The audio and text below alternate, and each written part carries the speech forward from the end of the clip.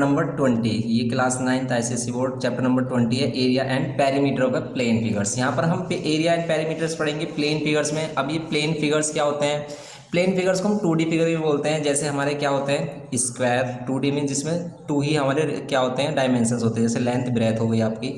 तो square, rectangle, rhombus, parallelogram, circle, triangle, ये क्या है हमारे टाइप्स ऑफ क्या हैं प्लेन फिगर्स हैं। और भी अगर आपके नंबर ऑफ साइडेड का पॉलीगन आ जाता है, जैसे हेक्सागन, हेप्टागन एंड सोन, आपके बहुत सारे पॉलीगन होते हैं। तो उन पॉलीगनों को भी हम क्या बोलते हैं? उनको भी हम प्लेन फिगर्स बोलते हैं, ठीक है। लेकिन हमें बेसिकली यहाँ पर पढ़ना है क्या? यहाँ पर हमें ट्राइंगल्स के बारे में ज़्यादा नॉलेज चाहिए हमें। लेकिन देखो, जैसे हम पेरीमीटर की बात करते हैं तो पेरीमीटर क्या होता है? पेरीमीटर क्या होता है किसी भी प्लेन फिगर का? पेरीमीटर होता है लेंथ्स ऑफ बाउंड्री, बाउंड्री की लेंथ्स को ही हम क्या बोलते हैं? पेरीमीटर बोलते हैं। तो अगर ये हमारा क्या है, एक स्क्वायर है जिसकी साइड क्या है हमारी ए है, सभी साइड क्या होती हैं? इक्वल होती हैं, तो इसका पेरीमीटर क्या होगा हमारा? इसका पेरीमीटर होगा, अगर आप ए को सभी साइड्स को प्लस कर दोगे तो सम ऑफ ऑल साइड को ही हम क्या बोलते हैं? पेरीमीटर बोलते हैं। तो पेरीमीटर यहाँ पर क्या मिलता है हमें? 4a मिलता है। जैसे रेक्टेंगल होता है, रेक्टेंगल में भी हमारे पास क्या होती है? 2 लेंथ्स होती हैं और 2 ब्रेथ्स होती हैं, इनको हम ब्रेथ लेते हैं। तो इसमें भी अगर आप इन सभी साइड्स को प्लस कर दोगे, तो जैसे हम इसमें सभी साइड को प्लस कर देते हैं, जैसे हमने एक लेंथ और एक लेंथ, 2 लेंथ को प्लस किया और 2 ब्रेड्थ को प्लस किया, तो ये क्या हो जाएगा हमारा? ये हो जाएगा 2l + 2b। तो ये हो जाएगा हमारा 2l + b। ये इसका पेरीमीटर हो गया रेक्टेंगल का।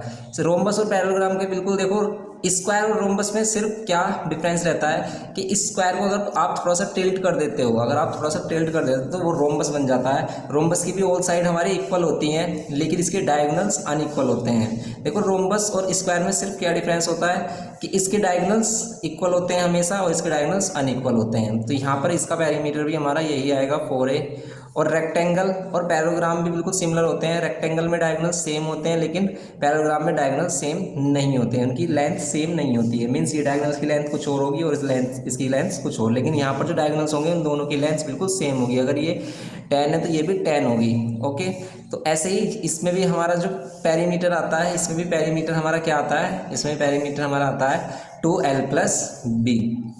सर्कल की बात करते हैं। सर्कल का पेरीमीटर हम पाई की हेल्प से फाइंड करते हैं और सर्कल के पेरीमीटर को हम सरकमफ्रेंस बोलते हैं। सरकमफ्रेंस बोलते हैं, ठीक है, इसको हम सरकमफ्रेंस बोलते हैं और सरकमफ्रेंस होता है = 2πr। तो आप 2πr से इसका पेरीमीटर फाइंड करते हो। ट्रायंगल का पेरीमीटर, अगर आपको ट्रायंगल्स की साइड्स गिवन है ABC, 3 साइड्स गिवन है, तो आप सम ऑफ ऑल साइड करके आप पेरीमीटर निकाल सकते हो किसका?